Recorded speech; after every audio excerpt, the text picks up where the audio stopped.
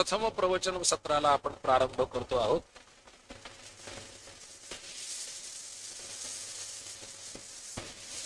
पुण्य पावन अशा पुरुषोत्तम मासाच्या अर्थात अधिक मासाच्या पर्व काळानिमित्ताने सद्गुरु श्री सखाराम महाराजांच्या सर्व भक्त परिवाराच्या वतीने आपल्या सर्वांचं श्रद्धास्थान पूजनीय श्रद्धेय महाराजांच्या परममंगल आशीर्वादाने त्यांच्या मार्गदर्शनाने आणि त्यांच्या पावन उपस्थितीमध्ये हा ऐश्वर्य संपन्न अशा स्वरूपाचा महोत्सव आपल्या संभाजीनगर क्षेत्रामध्ये प्रारंभ झालेला आहे.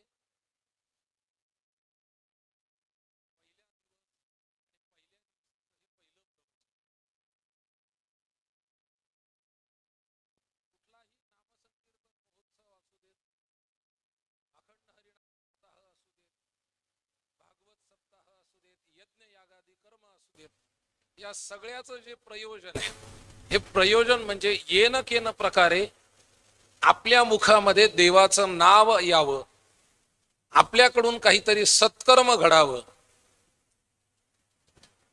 आपल्या जीवनामधली सात्विकता वृद्धिंगत व्हावी, वाढावी आणि आपलं जीवन हे सदाचाराने ओतप्रोत भरून त्यानुसार आपलं वर्तन व्हावं, ह्या उद्देशाने या सगळ्या कार्यक्रमांचं आयोजन केलं जातं.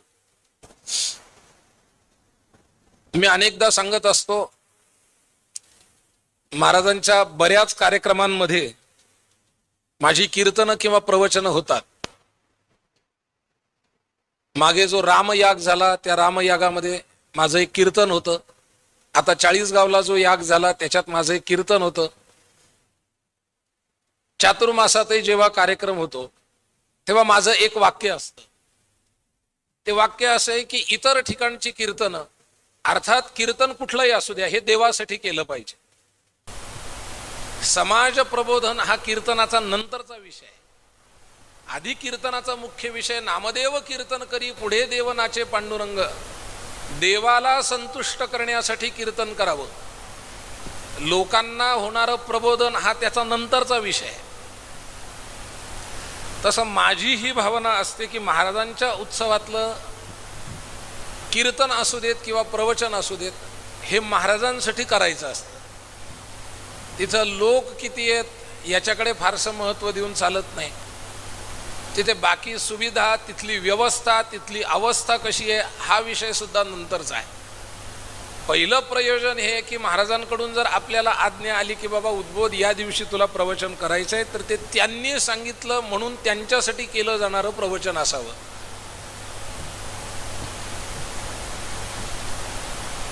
कोणत्याही उद्देशाने जरी ते केलं तरी त्याचं साध्य एक असतं, साध्य बदलत नाही. एक आई आपल्या मुलाला सांगते की 2 पानं जर शुद्ध लेखन केली आणि आजचं होमवर्क कंप्लीट केलं तर तुला मी 2 चॉकलेट देणार आहे. 2 चॉकलेटसाठी केलं जाणारं शुद्ध लेखन म्हणा किंवा घरचं होमवर्क म्हणा, हे चॉकलेटसाठी जरी केलं गेलं असलं तरी त्याचा परिणाम शाळेतही शाबासकी म्हणून होतो, त्याचा परिणाम अभ्यासाला त्याची बुद्धीची जी वाढ होतीये तो म्हणूनही होतो, त्याचा परिणाम त्याची बुद्धी तल्लख होती इथेही होतो आणि त्याचा परिणाम त्याला 2 चॉकलेट मिळतात हाही होतो. क्रिया जरी एक असली तरी त्याचे परिणाम मात्र वेगवेगळ्या स्वरूपात आणि चांगल्या पद्धतीचे होत जातात. आपल्या जीवनामधली सात्विकता वाढावी याच्यासाठी हे नामसंकीर्तन महोत्सव असतात आणि आपण सगळे खूप भाग्यवान आहोत. माझ्या पुढे तो ओबी मध्ये विषय येणार आहे की साधू सत्पुरुष हे त्यांच्यासाठी त्यांचं जीवन जगत नाहीत. साधू सत्पुरुष हे लोकांसाठी त्यांचं जीवन जगतात. लक्षपूर्वक ऐका, ज्ञानेश्वर महाराजांनी जी भिंत चालवली ती ज्ञानेश्वर महाराजांच्या प्रसिद्धीसाठी चालवली नव्हती. ज्ञानेश्वर महाराजांनी रेड्याच्या मुखातून जी वेदश्रुती वदवली ती वेदश्रुती ज्ञानेश्वर महाराजांनी त्यांच्या प्रसिद्धीसाठी वदवली नव्हती. रेड्यामुखी वेद बोलविला, प्रयोजन नंतरच होतं, गर्वद्विजांचा हरविला. द्विजांचा गर्व हरवण्यासाठी केली जाणारी क्रिया एवढ्यापुरतंच ज्ञानेश्वर महाराज रेड्याच्या मुखातल्या वेदश्रुतीकडे बघतात. तिथे त्यांचं प्रयोजन हे प्रसिद्धी किंवा सिद्धी दाखवणं हा नाही आहे. एक यज्ञ जर केला तर ती भूमी सिद्ध होती. एक यज्ञ जर केला तर ती भूमी पवित्र होती. एक यज्ञ जर केला तर तिथल्या हवेमध्ये, तिथल्या वातावरणामध्ये सात्विक स्पंदन ही तयार होतात. सात्विक स्पंदनाला आजच्या सोप्या भाषेमध्ये पॉझिटिव्ह एनर्जी असं आपण म्हणू शकतो. जिथे असंख्य वेळेस भगवंताचं नाव निघतं त्या ठिकाणी एक पॉझिटिव्ह एनर्जीचं वलय तयार होतं. अनेक पाठशाळा असतील, गोशाळा असतील, वारकरी शिक्षण संस्था असतील, या ठिकाणी रोज रोज हरिपाठ करून, रोज रोज वेदमंत्राचा उच्चार करून त्या ठिकाणी एक वातावरण निर्माण होतं की जे वातावरण आपल्याला इतर ठिकाणच्या वातावरणापेक्षा भिन्न वाटतं. तसं एक यज्ञ जर केला तरी त्याचं पुण्य हे शतपटीचं आहे. मुळात आपला विषय चालू आहे, साधू जे कार्य करतो ते स्वतःसाठी करत नाही. आता महाराजांचे जे काही ही यज्ञाची शृंखला चालू आहे, याला शृंखलाच म्हणायला पाहिजे. त्याचं कारण असं आहे की एक यज्ञ नाही आहे. कुठे 10 कुंडी यज्ञ झाला, कुठे 3 कुंडी यज्ञ झाला, कुठे राम याग झाला, कुठे दत्त याग झाला, कुठे विष्णू याग झाला. ही यज्ञ किंवा ही सगळी अनुष्ठानं ही वैयक्तिक महाराजांसाठी तर निश्चित नाही आहेत. किंबहुना हा त्यांच्या अनुष्ठानाचा भाग सुद्धा नाही आहे. हा केवळ लोकांच्या उद्धारासाठी केला जाणारा एक चांगल्या स्वरूपाचा प्रयत्न आहे की लोकांनीच करावं आणि त्यातून लोकांचाच उद्धार व्हावा. रोजगार निर्माण करणं म्हणजे काय माहिती आहे का? एक अशी संधी तयार करायची की त्याच्यातून लोकांना रोजगार मिळेल आणि रोजगारातून लोकांनाच पैसे मिळतील. त्याच्यातून आपल्याला काय फायदा याचा विषय नाही आहे. तरुणांना काम मिळेल आणि जो काम करेल त्याला पैसे मिळतील. ही जशी एक संज्ञा आहे, ही जशी एक कन्सेप्ट आहे, तसं महाराजांच्या माध्यमातून संपूर्ण महाराष्ट्रामध्ये, आता अहिल्यानगरला झाला, पुण्यामध्ये त्याच्या आधी झाला, त्याच्या आधी 40 गावला झाला, आता संभाजीनगरला हा नाम महोत्सव सुरू आहे. अशा प्रकारचे जे महोत्सव होतात, हे महोत्सव हे समाज प्रबोधनासाठी तर महत्त्वाचे आहेत, पण त्याच्यासोबतच त्या ठिकाणामध्ये, त्या गावाला, त्या क्षेत्रामध्ये एक सात्विक एनर्जी क्रिएट.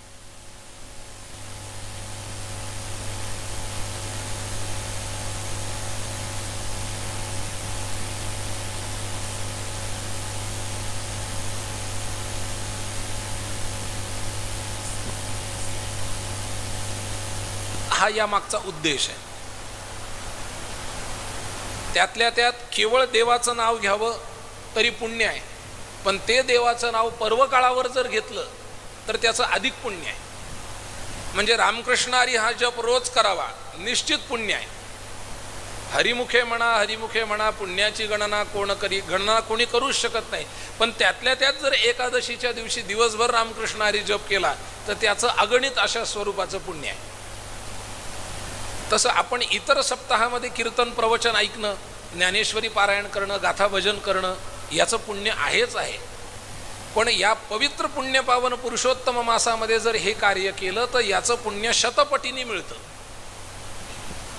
त्याचं कारण या महिन्याला ते वरदान मिळालेलं आहे, या मासाला ते वरदान मिळालेलं आहे की या मासामध्ये जो जेही सत्कर्म करेल त्या सत्कर्माचं त्याला शतपटीने पुण्य प्राप्त होईल. म्हणजे या महिन्यामध्ये जर आपण श्रीहरी विठ्ठल रामकृष्ण हरी ओम नमः शिवाय काय जो असेल आमच्या माता भगिनी जप करतायत, ज्या मंत्राचा जप केला तो जप केल्यानंतर त्याची 1 माळ जर जप केली तर त्याच्या 100 माळीचं पुण्य भेटतं. मग काही लोक असे आहेत की 100चं पुण्य भेटतं ते एकच करू, असं नाही आहे. या महिन्यात 100 करा म्हणजे 1000चं पुण्य मिळेल. या महिन्यात 1000 करा म्हणजे 1,00,000चं पुण्य मिळेल. त्याचं कारण देवानी या मासाला ते वरदान दिलेलं आहे.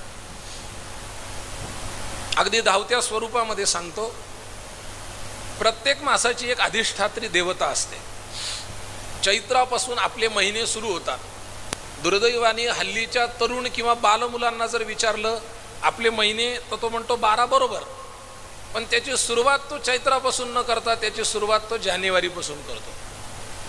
हे इंग्रजी महिने झाले. मराठी महिने आपले सुरू होतात चैत्रापासून. चैत्र, वैशाख, ज्येष्ठ, आषाढ, श्रावण, भाद्रपद, अश्विन, कार्तिक, मार्गशीर्ष, पौष, माघ, फाल्गुन, या 12 महिन्यांना प्रत्येक मासाची एक अधिष्ठात्री देवता आहे.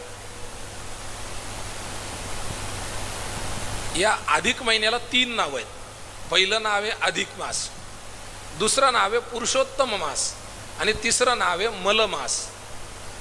3 नावं कसे पडले हे थोडक्यात सांगतो आणि पुढे जातो. पहिलं नाव आहे अधिक मास. तो का पडलं नाव? अर्थात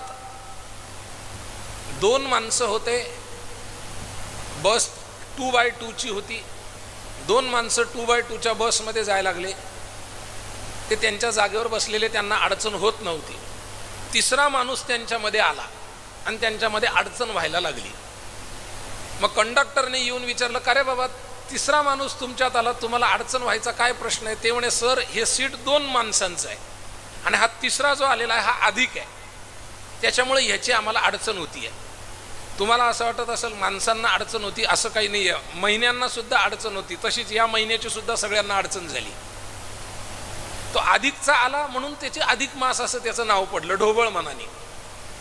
बरं, हा अधिक महिना का आला असा जर प्रश्न कोणाला पडला तर त्याची 2 कारण आहेत. एक वैज्ञानिक आणि सैद्धांतिक कारण आहे आणि दुसरं पौराणिक कारण आहे. वैज्ञानिक कारण असं आहे की आपला महिना किंवा आपलं वर्ष किंवा आपला दिवस किंवा आपली कालगणना जी चालते ही तिथी, नक्षत्र, वार आणि योग यांच्या माध्यमातून चालते, ज्याचं नाव पंचांग आपण म्हणतो. हे 5 अंग ज्याच्यामध्ये येतात त्याला पंचांग असं म्हणतात. आणि ती तिथी कधी कधी घटते म्हणजे तिचा क्षय होतो आणि ती तिथी कधी कधी वृद्धिंगत होते म्हणजे ती तिथी डबल येते. कधी 2 एकादशी असले की संभ्रम निर्माण होतो. स्मार्त आणि भागवत वारकऱ्यांनी करावी ती स्मार्त भागवत एकादशी. जो विष्णूचा उपासक आहे त्यांनी भागवत एकादशी करावी. आणि जेव्हा याची चर्चा आम्ही केली, कृष्णा महाराज, गंमत अशी झाली, आम्ही पंढरपूरमध्येच होतो आणि वैदिकांमध्ये आणि वारकऱ्यांमध्ये अशी चर्चा झाली की स्मार्त एकादशी कोणी करायची आणि भागवत एकादशी कोणी करायची.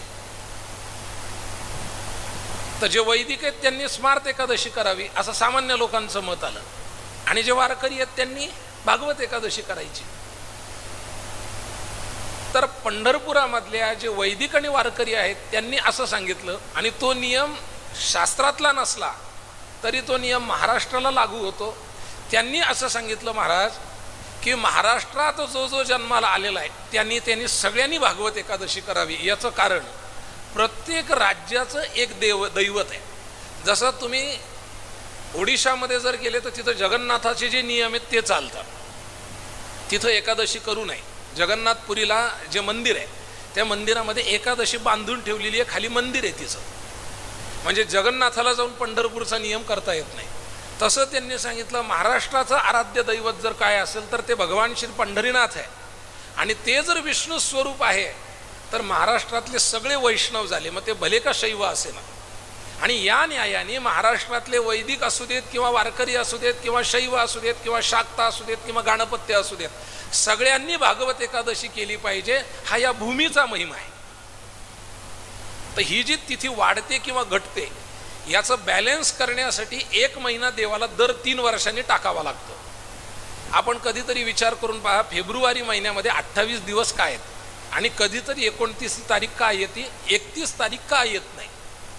याचं कारण ही कालगणना जी आहे, ही कालगणना मर्यादेमध्ये बसवण्यासाठी त्यांना तेवढे दिवस त्याच्यातून काढावे लागतात आणि तेवढे दिवस त्याच्यात घालावे लागतात. इंग्रजी महिने जर फेब्रुवारी सुद्धा तुम्ही 31 दिवसांचा केला तर तुमचे 12 महिने कंप्लीटच होत नाहीत. त्याच्यासाठी पुन्हा तुम्हाला धर्मशास्त्राकडे यावं लागतं. प्रतिपदेपासून पौर्णिमेपर्यंत 15 दिवसाचा शुद्ध पक्ष आणि प्रतिपदेपासून अमावस्येपर्यंत 15 दिवसाचा वद्य पक्ष, हे दोन्ही मिळून होतात 1 मास. असे 12 मासातले जेव्हा तिथ्या घटतात किंवा अधिक होतात तेव्हा त्याच्यात 1 महिना घातला जातो 30 दिवसांचा. आणि तो महिना घातल्यावर पुन्हा ते सगळी जी सायकल आहे ती बरोबर सर्क्युलेट होती, ज्याचं नाव अधिक मास आहे. हे झालं वैज्ञानिक कारण. आता पौराणिक संदर्भ असा आहे की हिरण्यकश्यप आपल्या सगळ्यांना माहिती आहे, भक्त प्रल्हाद आपल्या सगळ्यांना माहिती आहे. प्रल्हादाच्या भक्तीवर देव प्रसन्न झाले, पण हिरण्यकश्यपूने असं वरदान मागितलं होतं की देवा, माझा मृत्यू जो आहे तो सकाळी नाही झाला पाहिजे आणि रात्री पण नाही झाला पाहिजे, म्हणून संध्याकाळची निवड केली गेली. संध्याकाळ कशाला म्हणतात माहिती आहे का? म्हणे कशाला? मी एक मुलाला विचारलं संध्याकाळ कशाला म्हणतात, तर म्हणे ज्या वेळेस बाबा कंपनीतून घरी येतात त्याला म्हणतात संध्याकाळ. दुसरा थोडासा शहाणा होता, त्याला म्हटलं बाळा तुला माहिती आहे का संध्याकाळ कशाला म्हणतात? तर म्हणे हो, जेव्हा आफ्टरनूनही नसती आणि नाईट पण नसते, ज्याला इव्हिनिंग म्हणतात, ती म्हणजे संध्याकाळ. तिसऱ्याला विचारलं, त्यांनी थोडंसं बरं उत्तर दिलं मला. त्यांनी सांगितलं जेव्हा संध्या करतात त्याला म्हणतात संध्याकाळ. त्याचं महत्त्वाचं उत्तर असं आहे की जेव्हा संधी होती, की जेव्हा सूर्यही असतो आणि चंद्रही असतो.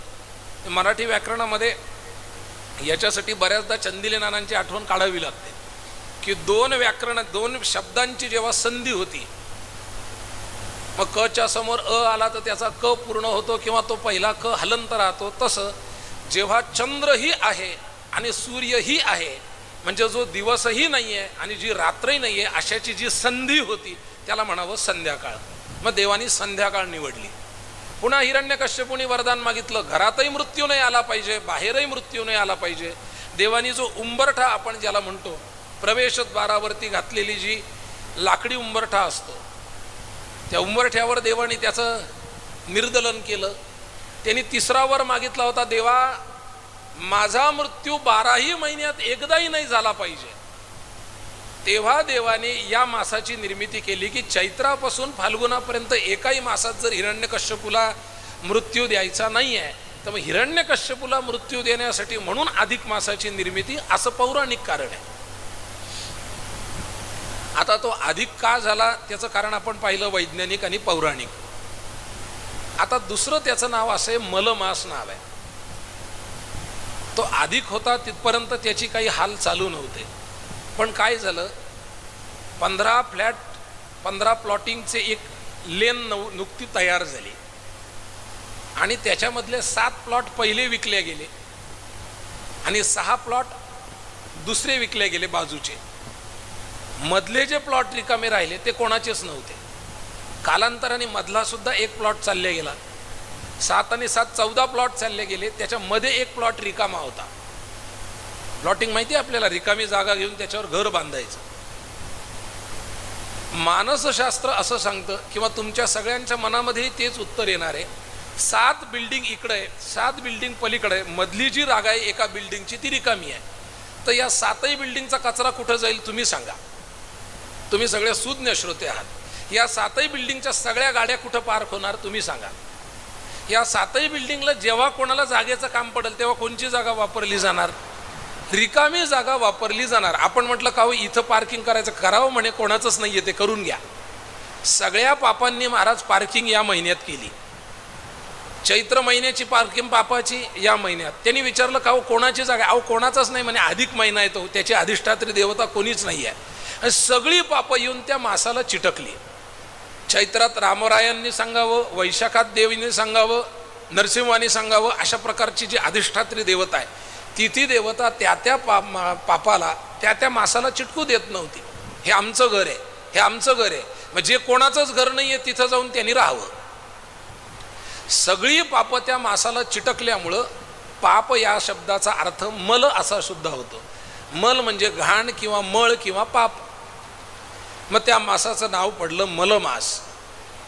अर्थात प्रत्येक मासाला अधिष्ठात्री देवता आहे. आपल्याला अधिष्ठात्री देवता नसल्यामुळे सगळ्या महिन्यांची पापं आपल्याला येऊन चिटकतात. त्यामुळे जी महती आपल्याला प्राप्त व्हायला पाहिजे होती ती आता अधोगतीला चालली आहे. लोक नाव ठेवत आहेत. ज्याचं कोणी नाही आहे त्याचा देव असतो.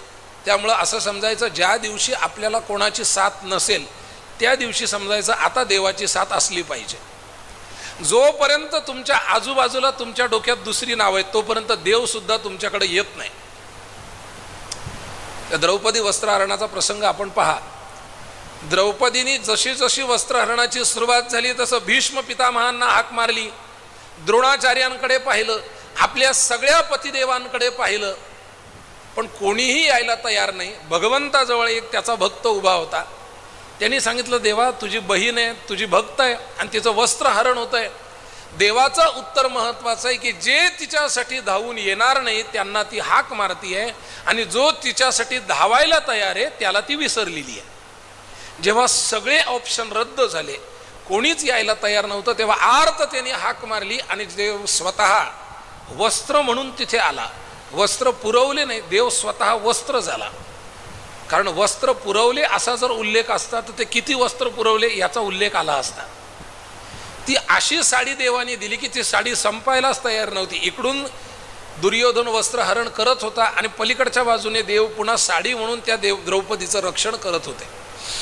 या अधिक मासाने मलमासाने विष्णू लोकामध्ये गेला, भगवंताच्या चरणावर दंडवत घातला. देवाला सांगितलं, भगवान विष्णूंनी त्यांना साक्षात गोलोकात नेऊन पुरुषोत्तमाच्या चरणी नेलं आणि सांगितलं, देवा याची व्यथा ऐका.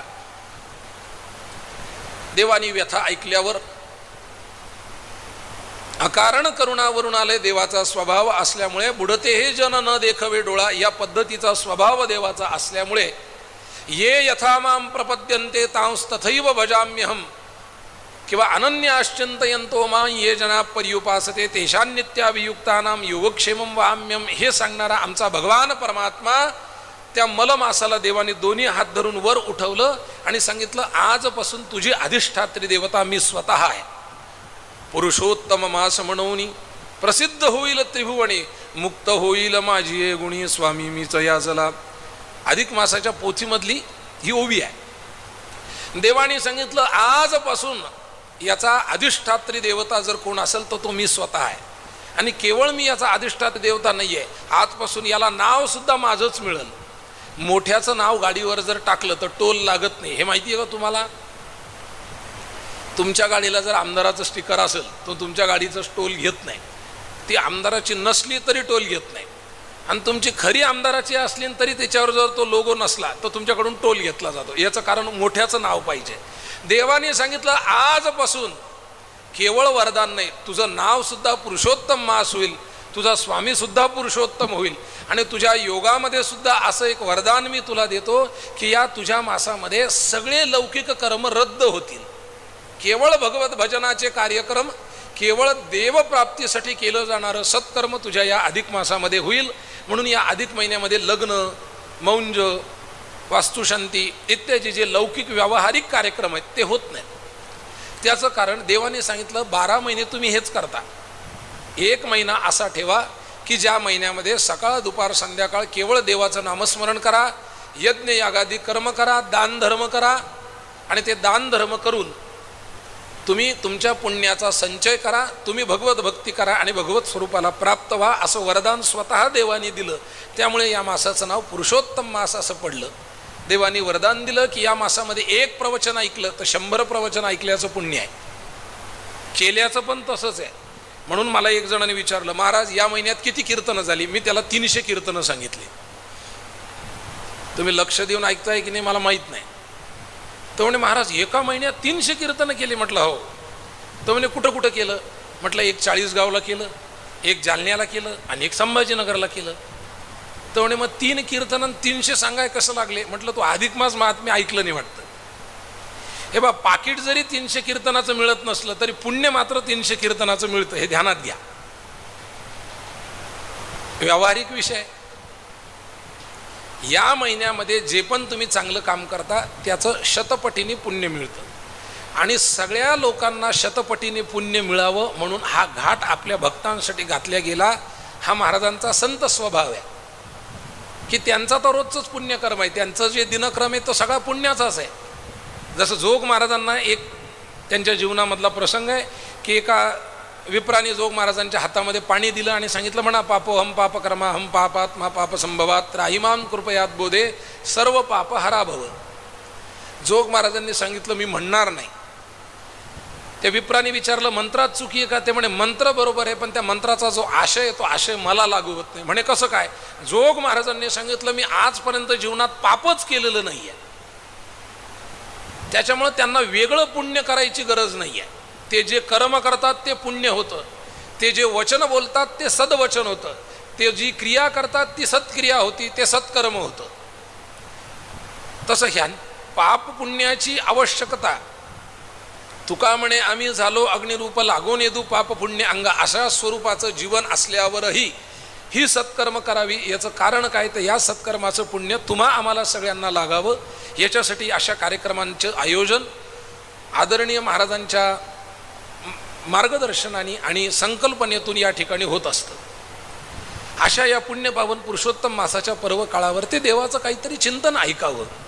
कशाचं चिंतन ऐकावं, तर पहिला दिवस असल्यामुळे अर्थातच देवाचं जे नाव आहे त्याचं मंगलाचरण करावं. कुठलंही कार्य असलं तर ते वेदांताचा भाग सोडून द्या.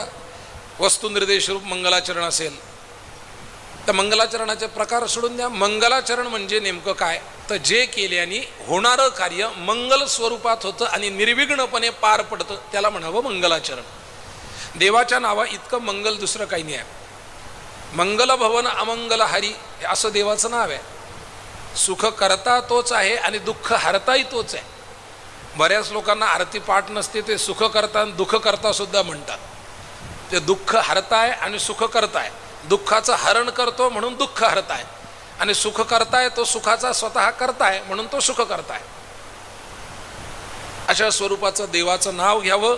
ते नाव कसं घ्यावं, तर भगवान श्री ज्ञानेश्वर महाराज गीतेच्या 9व्या अध्यायामध्ये सततं कीर्तयन्तो मां यतंत्रश्च दृढव्रताः नमस्यंतश्च मां भक्त्या नित्ययुक्ता उपासके, या श्लोकावरती बोलत असताना ज्ञानेश्वर महाराज म्हणतात, ऐसेनी ऐसे माझेनी नामघोषे नाहीची करीती विश्वाची दुःखे अवघे जगची महासुखे दुमदुमीत भरले. या ओवीतले 2 विषय आपल्या सगळ्यांच्या जीवनाला लागू होतात. ऐसे माझेनी नामघोषे नाहीची करती विश्वाची दुःखे, दुःख हा शब्द प्रत्येकाच्या जीवनात आहे, आणि अवघे जगची महासुखे, सुख हा शब्द प्रत्येकाच्या जीवनात आहे. भगवत पूज्यपाद श्रीमद शंकराचार्यांच्या दृष्टीने संसार कशाला म्हणायचं असं जर पाहायचं झालं तर पुनरपि जननम पुनरपि मरणम पुनरपि जननी जठरे शयनम इह संसारे, इथं महाराजांनी आचार्यांनी इह संसार असा शब्द वापरलेला आहे. एकदा जन्माला आल्यापासून मरेपर्यंतचा जो प्रवास आहे त्या प्रवासाला संसार असं नाव आहे. आणि जन्माला आल्यापासून मरेपर्यंतचा जो प्रवास आहे हा फक्त एका दिशेने चालतो, त्या दिशेचं नाव आहे सुख, समाधान, आनंद. याच्या व्यतिरिक्त तिसरी गोष्ट आपल्या जीवनात काही नसते. अगदी लहान मुलाला पहा, त्या देवाच्या कृपेचे श्रीमद भागवतामध्ये 108 प्रकारची कृपा सांगितली, आणि त्याच्यामधली एक कृपा सांगितली आहे. ती कृपा अशी आहे की लहान मुलाला जन्माला आल्याबरोबर कुठलं ज्ञान असतं, कुठलंच नसतं. जन्माला आल्याबरोबर त्याला कुठलं ज्ञान असतं, कुठलंच ज्ञान नसतं असं आपण म्हणतो. पण जन्माला आल्याबरोबरच्या मुलाला जन्मल्याबरोबर दुसऱ्या सेकंदाला जेव्हा आईच्या स्तनाला ते तोंड लावतं, ते दूध आत ओढायचं आहे हे ज्ञान त्याला कोण देतं? ही देवाची त्या 108 मधली एक कृपा आहे. अशा 108 प्रकारच्या कृपा देवाने सांगितलेल्या आहेत. ही कृपा प्राप्त होत असताना म्हणजे माणूस जन्माला आल्यापासून दूध पाहिजे कशासाठी आहे माहिती आहे का? नाही तर ते बाळ रडतंय, त्याचं पोट भरण्यासाठी. पोट कशासाठी भरायचं आहे माहिती आहे का? एकूण त्याचा संबंध चालला जातो, त्याला दूध दिलं म्हणजे त्याच्यातून त्याला सुख मिळतंय. एखाद्या वेळेस एखाद्या मुलाला रस्त्याने जात असताना ते पूर्वी मिळायचं भावलं, आता भावलं तसे नाही येत, माणसं तसे आहेत. त्याची चाबी फिरवली की त्याच्या हाताला अशा झांजा बांधलेल्या राहायच्या, आणि मग ते चाबी संपूस तर त्याच्या हातातल्या झांजा वाजत राहायच्या. आता बऱ्याच लोकांकडे तशी माणसं आहेत की ते चाबी फिरवली की ते माणसं त्यांचं गुणगान करत बसतात, चाबी संपली की त्यांचं गुणगान बंद होतं. ती चाबी पैशाची असते. ते मुलगा काय करतो, ते खेळणं जाता जाता पाहतो, आणि ते खेळणं पाहिल्यानंतर जोपर्यंत त्याला ते खेळणं मिळत नाही तोपर्यंत तो रडतो. मग घरचे म्हणतात, अरे बाबा कशामुळे रडतोय, कशामुळे रडतोय, कशामुळे रडतोय? कोणी दूध देऊन पाहतं, कोणी चॉकलेट देऊन पाहतं, कोणी म्हणतं वडिलांकडे जाऊ द्या, आजी म्हणती माझ्याकडे देऊन पहा. हे सहज असतं बरं. मुलगा कोणाकडेही गेल्यावर शांत होत नसतो, ही म्हणण्याची आणि आपली भावनिक धारणा आहे की तो मामीकडे गेला की शांत बसतो, तो मामाकडे गेला की शांत बसतो, तो वडिलांच्या अंगावर आहे. काही नाही, हिला कामं जास्त असतात म्हणून वडील सांभाळतात आणि म्हणून तो वडिलाच्या अंगावर जास्त राहतो. याचं कारण असं नाही की तो आईच्या अंगावर नसतो, तो कोणाच्याच अंगावर नसतो. माणूस हा स्वतंत्र आहे जन्मालापासून. वडिलाच्या जर अंगावर तो असता, वडिलाच्या जर तो अंगावर असता तर दिवसेंदिवस जसा तो वाढत गेला तसा वडिलांपासून दूर का होत चालला? माणूस पहिल्यापासून इंडिपेंडंट आहे, तो कोणासाठी येत नाही, कोणासाठी थांबत नाही. माणूस स्वतंत्र असतो. ते सगळे करून झाल्यानंतर मग त्या आईला लक्षात येतं की याने ते येता येता खेळणं पाहिलं होतं, ते खेळणं त्याला दाखवलं की त्याचं 2 मिनिटात रडणं. तर रडत रडत आईकडे रडत रडत गेल्यावरती ते पुन्हा आईला दूध मागतं, जेवण मागतं, खायला मागतं. 10 मिनिटांपूर्वी ज्या खेळण्यामध्ये त्याला सुख दिसत होतं, 10 मिनिटांनंतर तेच खेळणं त्याला दुःखरूप वाटायला लागतं. तो आता आईकडे भोजनाची मागणी करतो. याला भगवत पूज्यपाद श्रीमद शंकराचार्यांनी संसार असं म्हटलेलं आहे. या संसारामध्ये जन्माला आल्यापासून मरेपर्यंत माणूस सुखाची अपेक्षा करतो. किंबहुना काही काही लोक मेल्यानंतरही सुखाची अपेक्षा करतात. मेल्यानंतर सुद्धा. तुम्ही म्हणाल मेल्यानंतर सुखाची अपेक्षा कशी होते? चंदनाचं खोड असतं, झाड सांगायला आता म्हणजे चंदनाचं झाड असतं असं सांगायला झाडच उरलेली नाही आहेत, त्यामुळं आता खोड असतं. कालांतराने खोडही सांगितल्या जाणार नाही. कालांतराने चंदनाची ओळख फक्त लावण्यापुरतीच होईल. चंदन हे लावतात हे माहिती आहे का तुम्हाला? चंदन लावल्या जातं, ते राजकारणी लावतात, महाराज लोक लावतात. कपाळाला म्हणतोय मी तुम्हाला, चंदन हे लावल्या जातं. देवाचं आपल्या कपाळाला जे लावलं जातं त्याला म्हणावं चंदन. त्या चंदनाचं खोड आपण पाहतो का कधी? पाहत नाही. एक वयोवृद्ध आजोबा होते आणि त्यांनी त्यांचं मृत्यूपत्र बनवलं आणि ते मृत्यूपत्र बनवल्यावर त्यांच्या 3ही मुलांना तिथं बोलवलं आणि त्यांनी सांगितलं माझा शेवटचा काळ जवळ आलेला आहे. माझ्या मृत्यूपत्रामध्ये कोणाकोणाला जमिनीचा काय काय वाटा हिस्सा येणार आहे, सोनं कोणाला किती येणार आहे, काय येणार आहे, या सगळ्याचा हिशोब या मृत्यूपत्रात दिलेला आहे. माझी फक्त एक इच्छा आहे की माझ्या मृत्यूनंतर माझी जी अंत्यक्रिया आहे, माझं जे दहन आहे ते संपूर्ण दहन चंदनाच्या लाकडांमध्ये झालं पाहिजे. काय झालं पाहिजे? चंदनाच्या लाकडामध्ये झालं पाहिजे. दुर्दैवाने आपल्याला चंदन पाहायला मिळत नाही आणि एखादं खोड पाहायला मिळालं तर ते जेव्हा येतं तेव्हा आपण पाहण्याच्या योग्यतेचे राहत नाही. एवढंच एखादं खोड आणून ठेवतात. साधू महात्मा असला तर वेगळी गोष्ट आहे, एखादा मोठा सत्पुरुष असला तर वेगळी गोष्ट आहे. सामान्य माणसांना चंदन पाहायलाच मिळत नाही. त्या 3ही मुलांनी ती प्रॉपर्टी घेतली आणि जेव्हा ते सद्गृहस्थ गेले तेव्हा त्या 3 मुलांमध्ये वाद निर्माण झाला की नेमके एवढे चंदन आणणार कुठून? जन्माला आलेलं असताना मृत्यू यायच्या आधी मृत्यूनंतरच्या सुखाची अपेक्षा करणं याला म्हणावं चंदनामध्ये माझा देह जाळणं. तो मेलेला आहे का? अजून मेलेला नव्हता, पण मरण्यापूर्वी त्यांनी सांगितलं की माझी जी अंत्यक्रिया आहे, जी दहनक्रिया ही चंदनाच्या लाकडांमध्ये व्हावी. म्हणजे माणूस मेल्यानंतरही सुखाची अपेक्षा ठेवतो. कशातही जाळलं तरी राख तीच होणार आहे, हे ध्यानात घ्या. म्हणून अगदीच बाभळीचे लाकडं आणून चालणार नाही, पण चंदनही आणणं प्रत्येकाला जमत नाही. माणूस सुखासाठी प्रयत्न करतोय, पण समर्थांनी 400 वर्षांपूर्वी विचारलं होतं आणि आजही ते वाक्य तितकंच लागू होतं की जगी सर्व सुखी असा कोण आहे, विचारी मना तुची शोधूनी पाहे. प्रत्येक माणूस सुखासाठी धडपड करतोय. न दिसणारी गोष्ट आहे पण तिच्यासाठी प्रत्येक माणूस धडपड करतोय. कीर्तनकार कीर्तन करतोय सुखासाठी, व्यसनाधीन माणूस व्यसन करतोय सुखासाठी, गाडीवाला गाडी चालवतोय सुखासाठी, ॲम्ब्युलन्सवाला ॲम्ब्युलन्स सुखासाठी चालवतो. हे माहिती आहे का तुम्हाला? त्याच्यातला माणूस जरी दुःखी असला तरी ॲम्ब्युलन्सवाल्या चालकाचं पोट त्याच्या पगारावर आहे. एकाच गोष्टीमध्ये एखाद्या माणसाचं सुख आहे आणि एखाद्या माणसाचं दुःख आहे. तुमच्या खिशातली जर पाकिट हरवलं,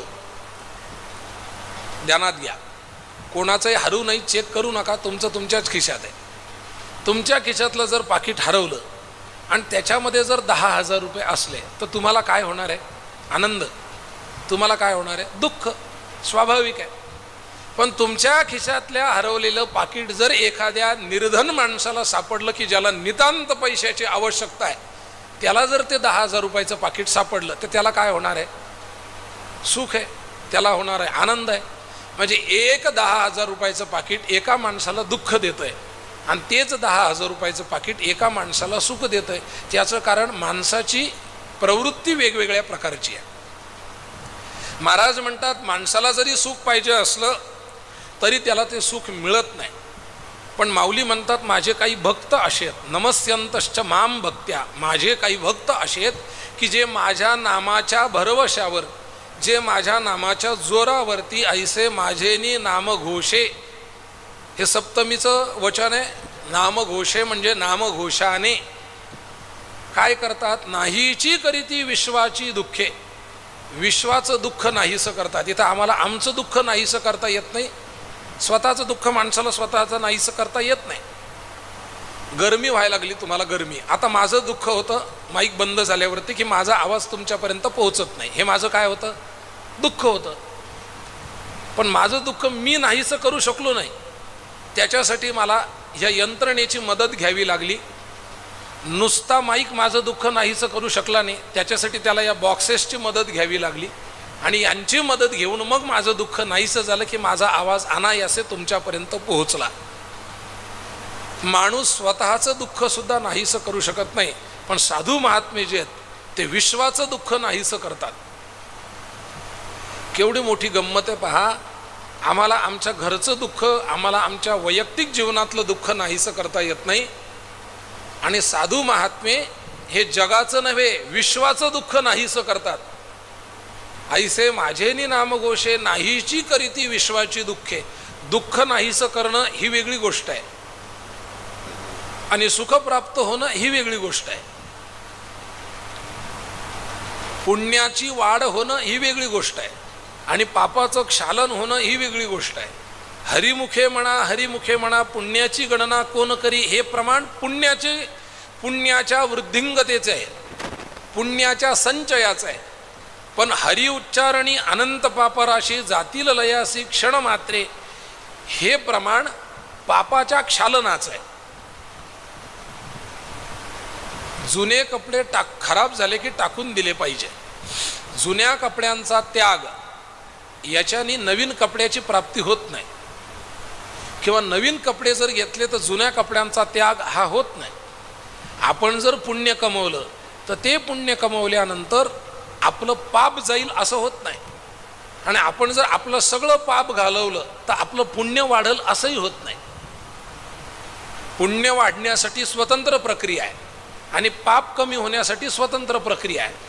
पुण्य वाढणं आणि पाप कमी होणं हे दोन्ही जर एका कशाने होत असेल तर ते देवाच्या नामाने होतं, ते देवाच्या नामस्मरणाने होतं. नामस्मरण काय करतं तर हरि उच्चारणी अनंत पापराशी जातील लयासी क्षण मात्रे. एका क्षणात पापाच्या अनेक राशी लयाला चालल्या जातात. हे सामर्थ्य देवाच्या नामात आहे. आणि हरिमुखे म्हणा, मुखानी देवाचं नाव घेतल्यानंतर पुण्याची वृद्धी होते, हे सामर्थ्य देवाच्या नामात आहे. माणसाला दुःख का होतं माहिती आहे का तुम्हाला? साधा प्रश्न आहे. माणसाला दुःख का होतं याचं कारण कोणाचकडे नाही आहे. माणसाला दुःख का होतं?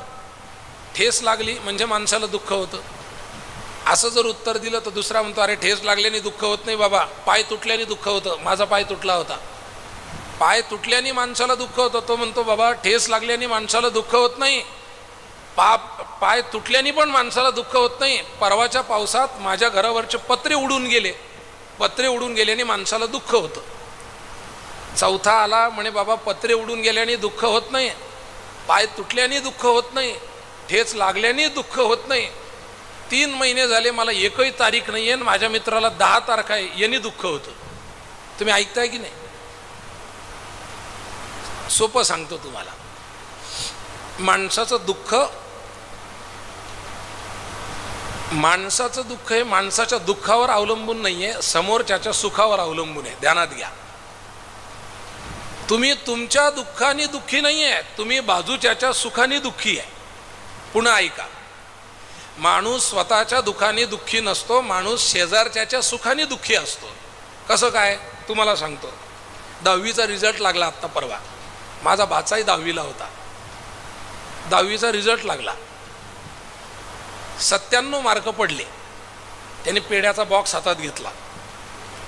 पहिल्या मावशींपासून सुरुवात केली वाटायला. त्यांनी विचारलं, का हो प्रवचनात मध्येच पेढ्याचा बॉक्स आणला? त्यांनी सांगितलं 10वीचा रिझल्ट लागला, 97 मार्क पडले. मावशीने सांगितलं, वा वा वा, अभिनंदन आहे, 97 पडले. ते पेढे वाटत वाटत वाटत चौथ्या मावशीकडे आला. 6-7 जणींना पेढे वाटल्यानंतर एका जणीकडे पेढ्याचा बॉक्स होता. त्याला आश्चर्य वाटलं की आपण पेढे वाटायला लागलो आणि यांच्याहीकडे पेढ्याचा बॉक्स आहे. आधी तर 50% तिथंच त्याचं मन विचलित झालं. ते मावशींकडे पेढा वाटायला आला. मावशीने पेढा घेतला, पेढा खाल्ला, अभिनंदन केलं. म्हणे आता बाळा तू पण पेढा घे. ते म्हणे कसं काय? त्याने सांगितलं, तुम्हाला ओळखलं नाही का? म्हणे नाही. म्हणे मी तुझा मित्र सोन्या, त्याची आई. तर म्हणे बरं. मग म्हणे आता पेढा घे. त्या मावशीने याला पेढा दिला. याच्या हातात पेढा तसाच. खायच्या आधी याने विचारलं, आजी काकू तुम्ही पेढा कशाचा देत आहे? त्यांनी सांगितलं, अरे बाळा तू सोन्या एकाच वर्गात होते, सोन्यालाही 99 मार्क पडले, त्याचा हा पेढा. तुम्हाला सांगतो याच्या हातात काय होतं? पेढा. हा 7 जणांना पेढे देत देत देत देत आला. पण जेव्हा सोन्याला 99 मार्क पडले, महाराज या, सोन्याला जेव्हा 99 मार्क पडले तेव्हा मात्र याच्या 97 मार्काचं याला कौतुक नाहीसं झालं. मला सांगा 97 मार्क याचे कमी झाले का? हा 97 वरून 96 वर आला का? 96 वरून 95 वर आला का? नाही. याच्या पेढ्यातला गोडवा कमी झाला का? नाही. याच्या हातात जो पेढा होता तो पेढा याला गोड लागणार आहे का? खरं सांगा, लागणार नाही आहे. पेढा तेवढाच गोड आहे, त्याच्यात साखरही तेवढीच आहे, पण याला आता पेढा गोड लागणार नाही. याचं कारण मला 97 पडले याचं सुख आता मला लागत नाही आहे, माझ्या मित्राला 99 पडले याचं दुःख मला आहे. आणि हे मित्रांसोबतच होतं असं नाही आहे. आम्ही घेतलेली पैठणी जर आम्हाला 2300 रुपयाला पडली आणि तीच पैठणी जर आमच्या शेजारचिनीला जर 1200 रुपयाला पडली तर आम्हाला आमची पैठणी 2300ची गोड वाटत नाही. तुमच्या सगळ्यांचा स्वानुभव आहे. त्या बांदेकर पैठणी वाटतात, माहिती आहे का तुम्हाला? तुम्ही झी मराठी पाहता की नाही माहीत नाही मला, आता बंद झालं असेल. बांदेकर पैठणी वाटतो टी व्हीमध्ये आणि दुःख हिला होतं की काय चांगली पैठणी आहे, मी जर खेळले असते तर मलाही भेटली असती.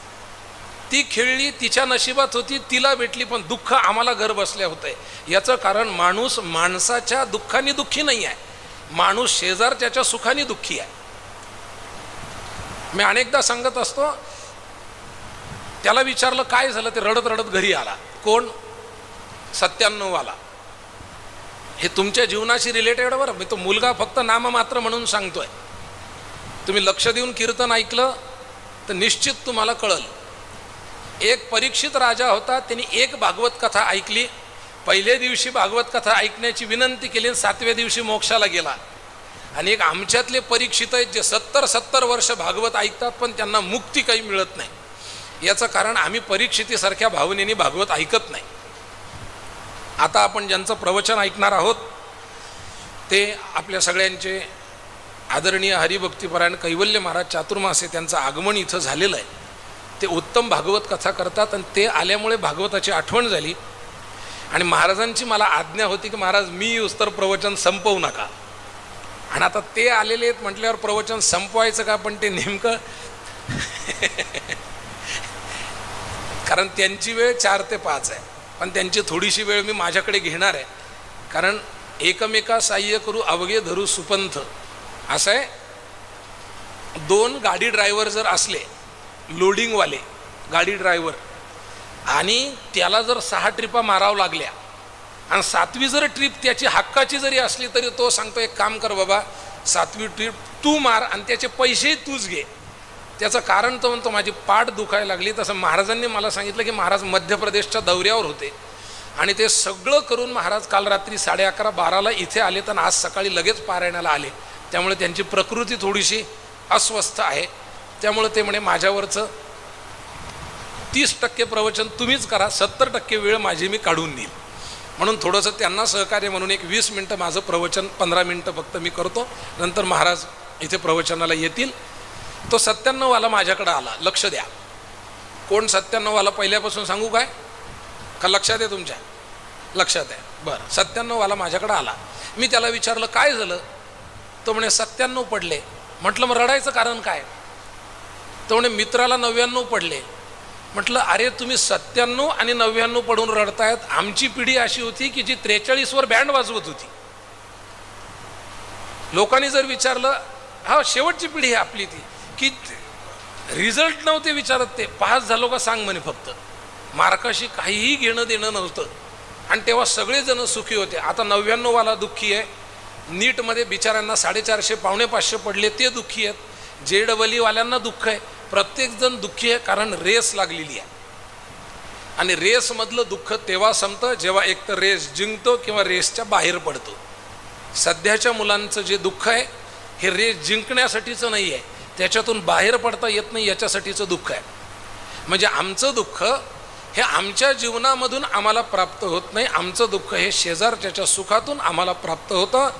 या दुःखाची निवृत्ती कशी करायची? तर तुकाराम महाराजांचं एक वाक्य आहे, ठेविले अनंते तैसेची राहावे, चित्ती असू द्यावे समाधान भगवंताचं वचने, अर्जुना दुःखेष्वनुद्विग्न मना सुखेषु विगत स्पृहा, वीत राग भय क्रोध स्थित धीर मुनिरुच्यते.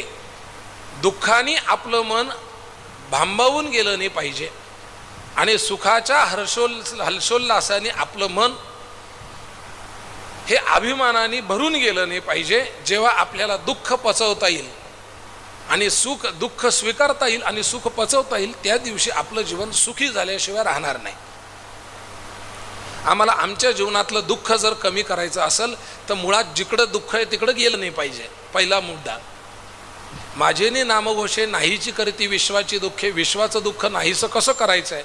इथं स्वतःचंच दुःख नाहीसं होईना, विश्वाचं कसं नाहीसं करणार आहे? एकदा स्वतःचं जर नाहीसं झालं तर विश्वाचं पण नाहीसं करता येतं. किंबहुना ज्ञानेश्वर महाराजांचं चरित्र पहा. ज्ञानेश्वर महाराजांच्या जीवनातलं स्वतःचं दुःख त्यांनी नाहीसं केलं नाही, पण विश्वाचं दुःख नाहीसं केलं. पीठ भाजून द्यायचं होतं, मांडे भाजायचे होते पाठीवरती. विसोबांनी पायदळी पीठ तुडवलं.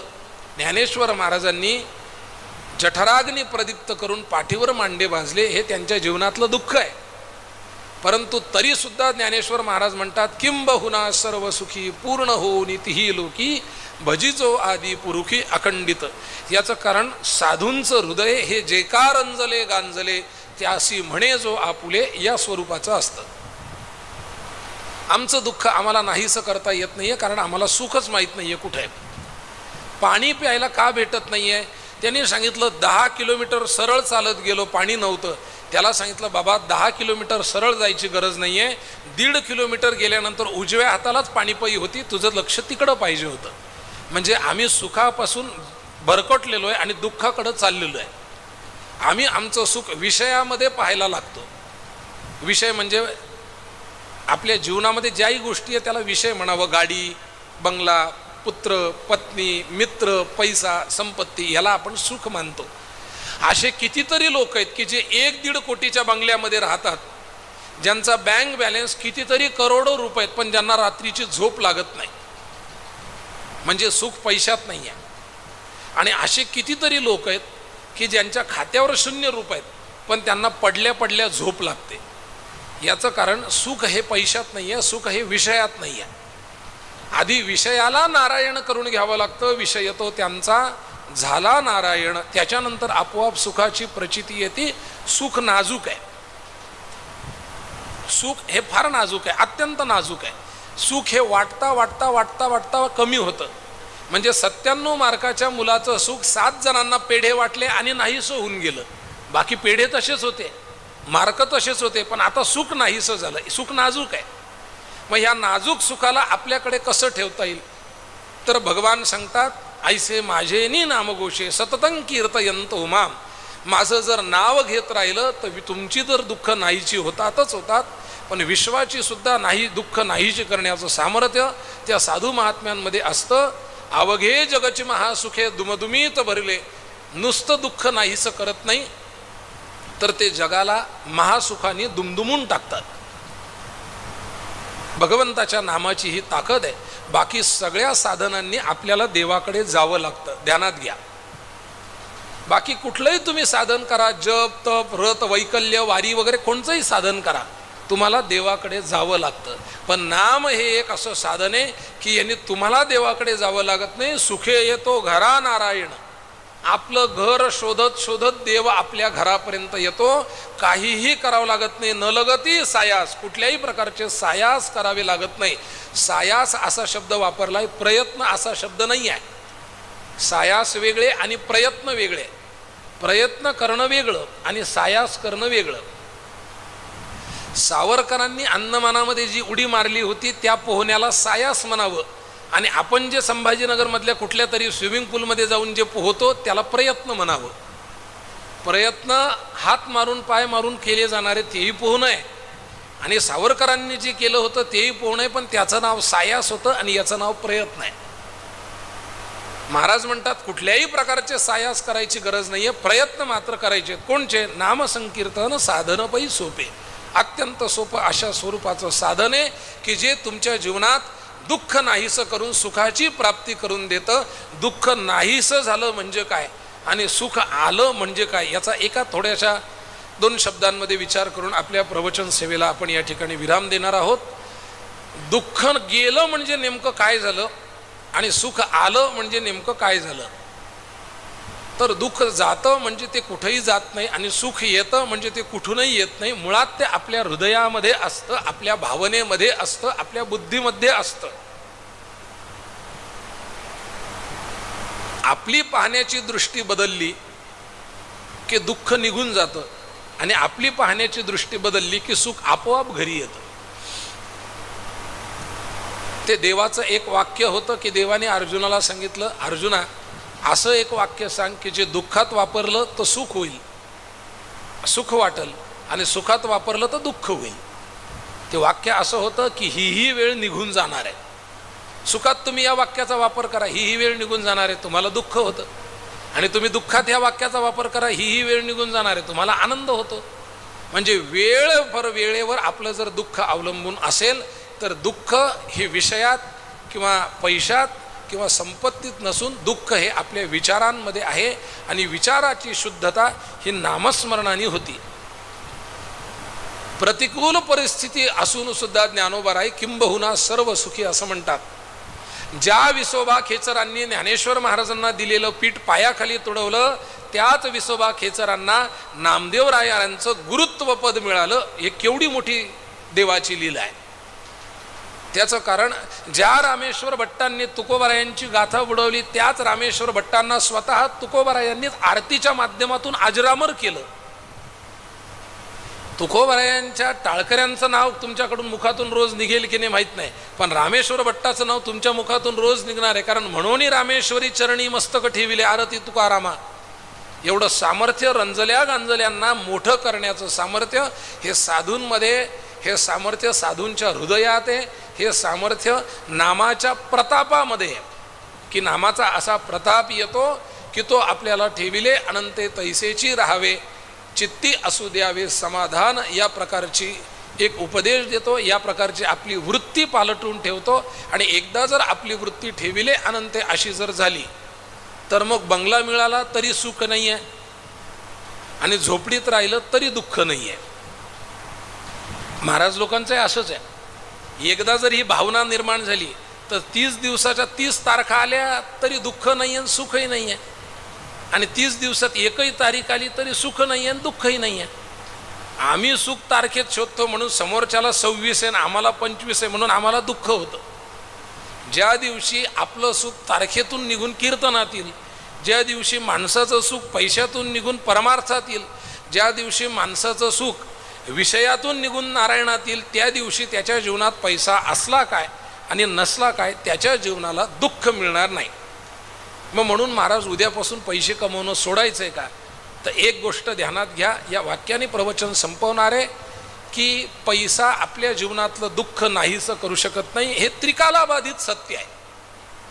पुन्हा ऐका, पैसा संपत्ती तुमच्या जीवनातलं दुःख नाहीसं करू शकत नाही, हे त्रिकालाबाधित सत्य आहे. पण याच्या पुढचं त्रिकालाबाधित सत्य सांगतो, पैसा तुमच्या जीवनातलं दुःख नाहीसं जरी करू शकत नसला तरी कमी मात्र नक्की करू शकतो. याचा फरक बसनी जाणाऱ्याला आणि फॉर्च्युनरमध्ये जाणाऱ्याला विचारा.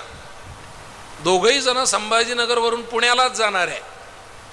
दोघंही जण हा 3 तासात जाणार, तो 2 तासात जाणार.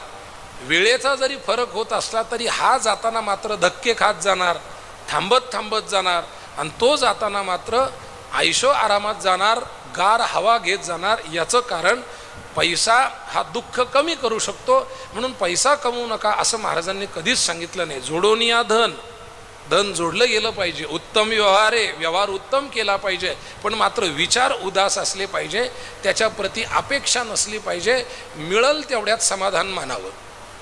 100 मिळाले तरी समाधान आहे, 1000 मिळाले तरी समाधान आहे, आणि 1,00,000 मिळाले तरी समाधान आहे, आणि मिळालेले 1,00,000 हरवले तरी समाधान आहे.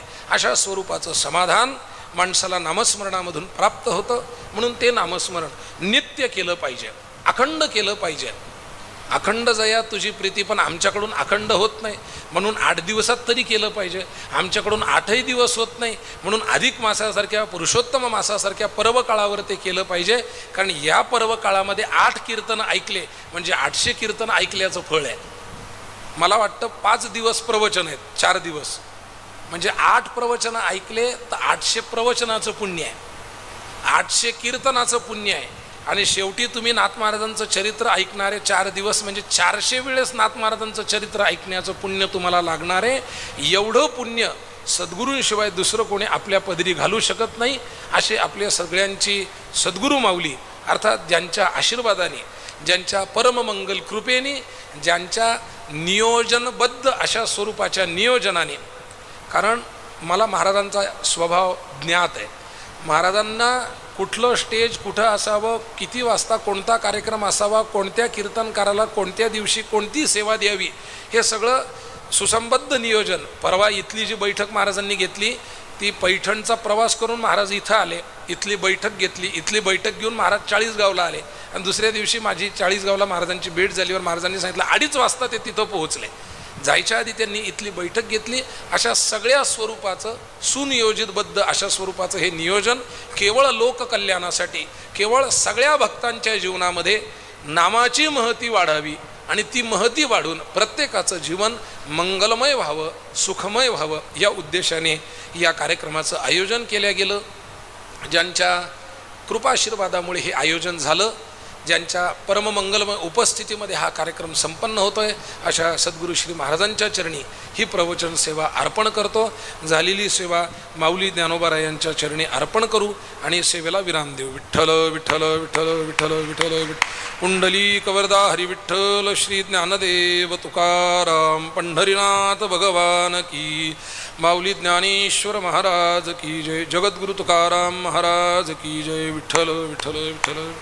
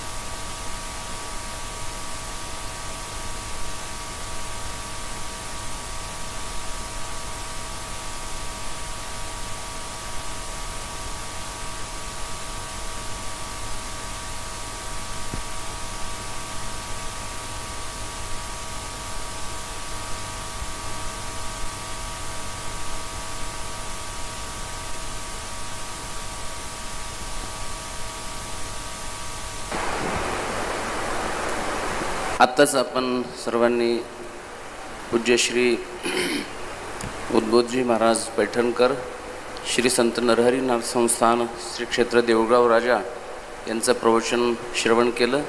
अमळनेरकर सेवा संघाच्या वतीने पूज्य महाराजांचे मी या ठिकाणी ऋण व्यक्त करतो.